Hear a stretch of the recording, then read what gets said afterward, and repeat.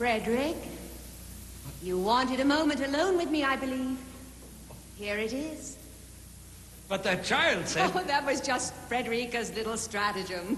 Fredrika? Your child is called Fredrika? Yes. Ah. Really, Frederik, what vanity. As if you were the only Frederik in the world. Now, what is it you wanted to tell me? Well, as a matter of fact, I thought you should know. My wife has no inkling of the nightshirt episode, so we should be discreet. Dear Frederik, of course.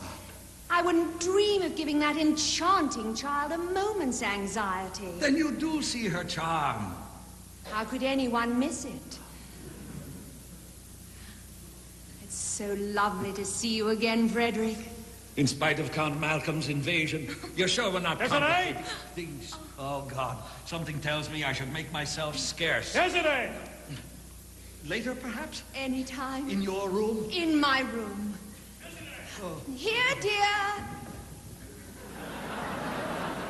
That child said the green salon. She did. How extraordinary. Where's that goddamn lawyer? Well, Mr. Egerman knows somewhere about, no doubt. Well, what's he doing here anyway? Oh, he told you he's visiting my mother. They're the most devoted old friends. That had better be the truth.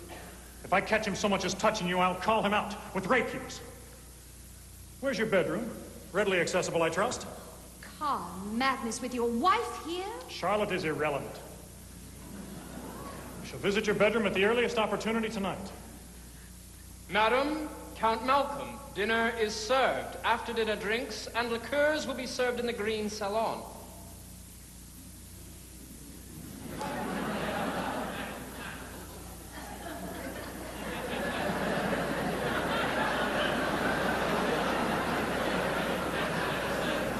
Dinner is served, Mr. Egerman.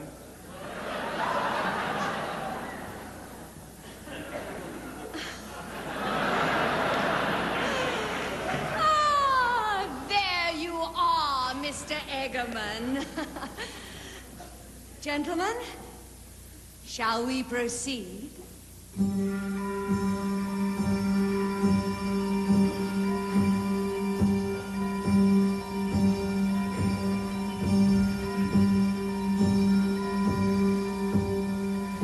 Perpetual anticipation is good for the soul, but it's bad for the heart. It's very good for practicing self-control. It's very good for morals, but bad for morale. It's very good, it can lead to perpetual anticipation. It's very good for the soul, but very good for what should. It's very good to anticipation's a delicate art.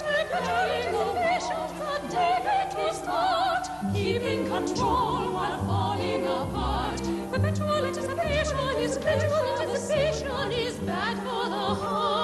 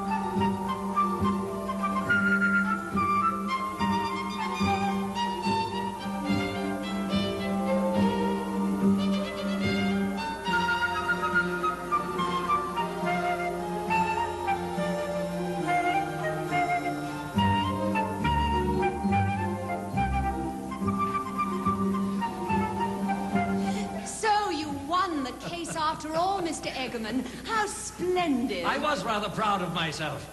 And you must have been tremendously proud of him too, Mrs. Egerman. Oh, I beg your pardon. Oh, I expect so, although I don't seem to remember much about it. I try not to bore my wife with my dubious victories in the courtroom. How wise you are. I remember when I was her age, anything less than a new dress or a ball or a thrilling piece of gossip bored me to tears. That is the charm of youth. Dearest Miss Armfeldt, do regale us with more fascinating reminiscences from your remote youth.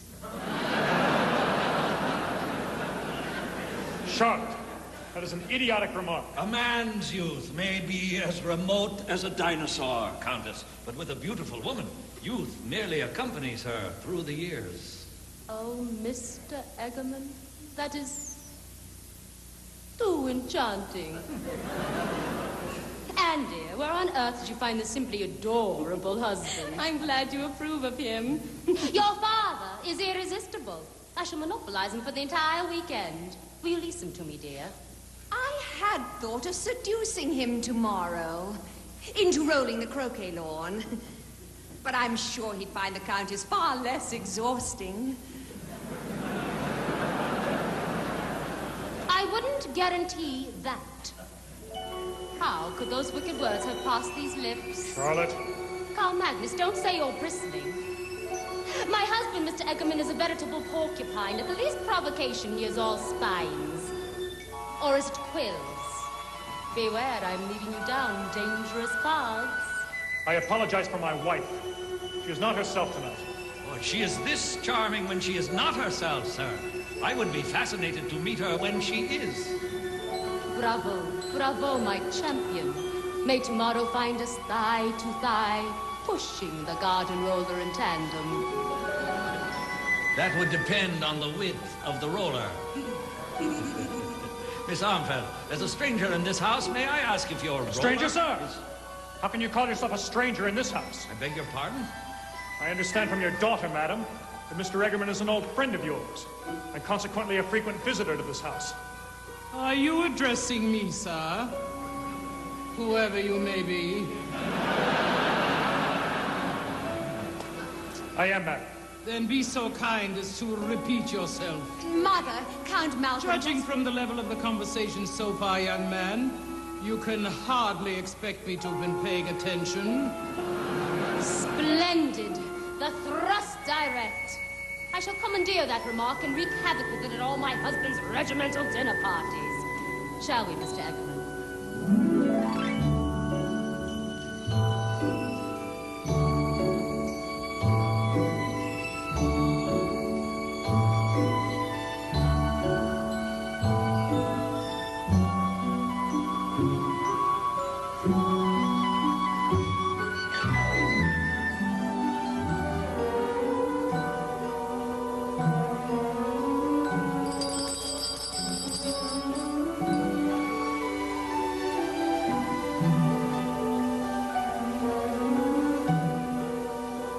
Ladies and gentlemen, tonight I am serving you a very special dessert wine.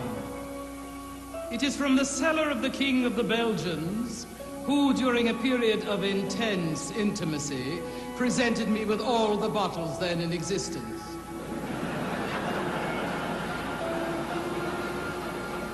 The secret of its unique quality is unknown, but it is said to possess the power to open the eyes even of the blindest among us. To life. To life. And to the only other reality, death.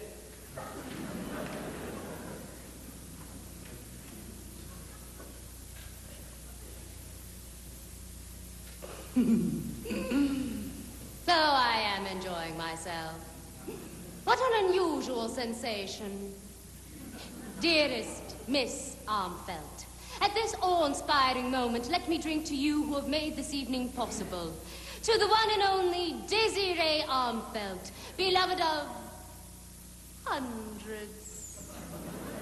Regardless, of course, of their matrimonial obligations. Charlotte, you will go to your room Miss immediately. Armfeldt, I'm sure the I am Countess... aside Oh, you stop it! Henrik! Are you reproving me? I think if I were you, I would sit down. Sit, Henrik. Stand, Henrik. Am I to spend the rest of my life at your command like a lapdog? Am I to respect a man who can permit such filthy pig's talk in front of the purest, the most innocent, the the most wonderful. I despise you all! Oh, Henrik, how comical you look. Here, smash this too.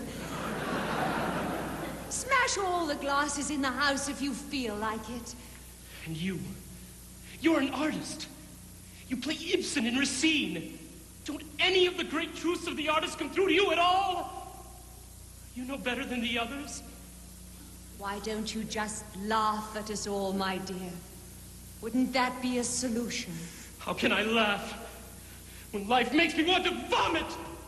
Oh, poor silly Henrik. Someone should go after him. Anne! Come back.